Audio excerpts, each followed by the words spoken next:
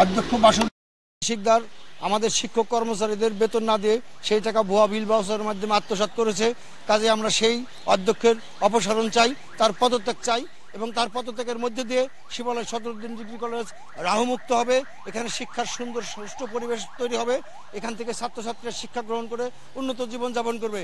আমাদের প্রত্যাশা শিক্ষক কর্মচারীরা নিয়মিত বেতন ভাতাদি পাবে, শান্তিপূর্ণ পরিবেশে তাদের কর্মস্থলে চাকরি করবে।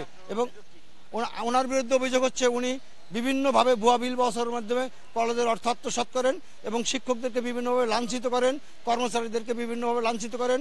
মানসিক নির্যাতন থেকে শুরু করে অর্থনৈতিক শোষণ এবং শিক্ষক কর্মচারীদের সাথে দুর্ব্যবহার এবং নানা রকম অন্যায় অবৈধ কাজ করে তিনি কলেজটাকে একটি ত্রাসের রাজত্ব কায়েম করে রেখে কলেজের সকল শিক্ষক কর্মচারীদের মধ্যে ভীতি তৈরি করে তিনি এই অর্থগুলো আত্মসাৎ করেছেন। কাজেই আমাদের দাবি হচ্ছে একটাই, বাসুদেব বাবুর পদত্যাগ অথবা তার অপসারণ।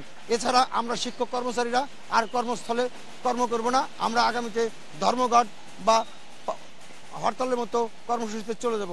শিক্ষক ধর্মঘটের মধ্য দিয়ে কলেজ অচল হয়ে যাবে। কাজে আমরা ঊর্ধ্বতন কর্তৃপক্ষের কাছে দাবি করছি ওই পর্যায়ে যাওয়ার পূর্বেই আগামী 24 ঘন্টার মধ্যে যেন তাকে বহিষ্কার করে অথবা তাকে ডেকে পদত্যাগ করায়। অন্যথায় আমাদের কর্মসূচি থেকে আমরা এক বিন্দু পিছু পা হব না। এটাই আমাদের সর্বশেষ দাবি। আমাদের শিক্ষক কর্মচারী সহ প্রায় 50 জন শিক্ষক কর্মচারীর মধ্যে আমরা 17 মাস যাবৎ বেতন পাই না। 17 মাস যাবৎ বেতন পাই না। ওনার যে অডিট আমরা মোটামুটি ধারণা করছি যে ওনার আত্মসাতের পরিমাণ 2 বছরে প্রায় কোটি টাকা এবং তার আগে উনি তো প্রায় 14 বছর যাবৎ প্রিন্সিপাল, 15 বছর প্রিন্সিপাল, তাতে ওনার আত্মসাতের পরিমাণ মিনিমাম 20 কোটি টাকা ওনার আত্মসাতের পরিমাণ হবে। ধন্যবাদ। আমাদের কলেজে প্রায় 3030 জনের মতো ছাত্রছাত্রী আছে আর কলেজের শিক্ষকদের প্রায় 17 মাসের বেতন বাকি।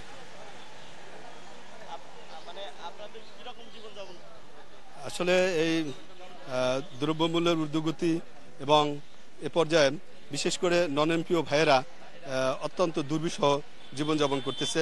কারণ নন এমপিও শিক্ষকদের একমাত্র আয়ের উৎস হচ্ছে এই কলেজের অংশের বেতন।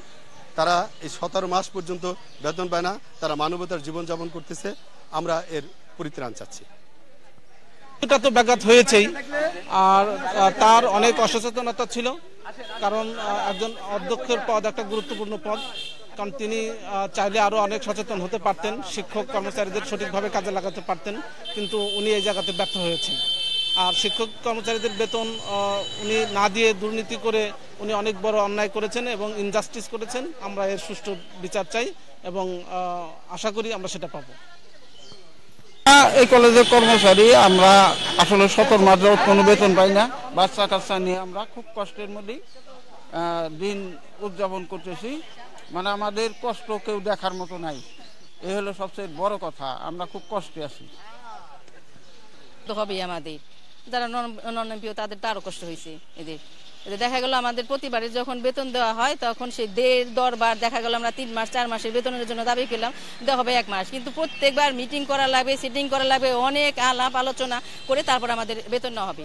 মনে হবে যে টাকা বুঝি প্রিন্সিপালের টাকা, ওনার কাছ থেকে প্রতিষ্ঠানের টাকা না, সব টাকা কলেজের যত আয় ইনকাম সব ওনার টাকা, ওনার কাছ থেকে আমরা জোর করে টাকা নিতেছি। আর যা করছে কলেজের সব কিছু উনি করছে, আমরা কিছু করি নাই। কলেজের যা আয় ইনকাম যা কিছু করার সব ওই প্রিন্সিপাল বাসুদেব স্যার করছেন। আর আমাদের যতবারই বেতন নিতে হয়েছে প্রতিবারই অনেক কষ্ট করে বেতন নিতে হয়েছে। দেখা গেল ইনকাম থাকা সত্ত্বেও যে আমরা 3 মাস কিংবা 4 মাস 5 মাসের বেতন পাবো, ওইখানে দেখা গেছে এই দিন দরবার করে 1 মাস 2 মাসে তো এরকম করে দিচ্ছে। এরকম না, আমরা রেগুলারই আসতেছি, তাতে ওদেরই আর কি, ওরা দেখা যায় আমাদের মনের কষ্ট তো আমাদের থাকবেই। তারপরে কিন্তু আমরা রেগুলারই আসতেছি, যেমন আমি মানিকগঞ্জ থেকে আসতেছি, আমাদের রেগুলারই আসতে হচ্ছে, এ থেকে কোনো ব্যতিরেক নেই।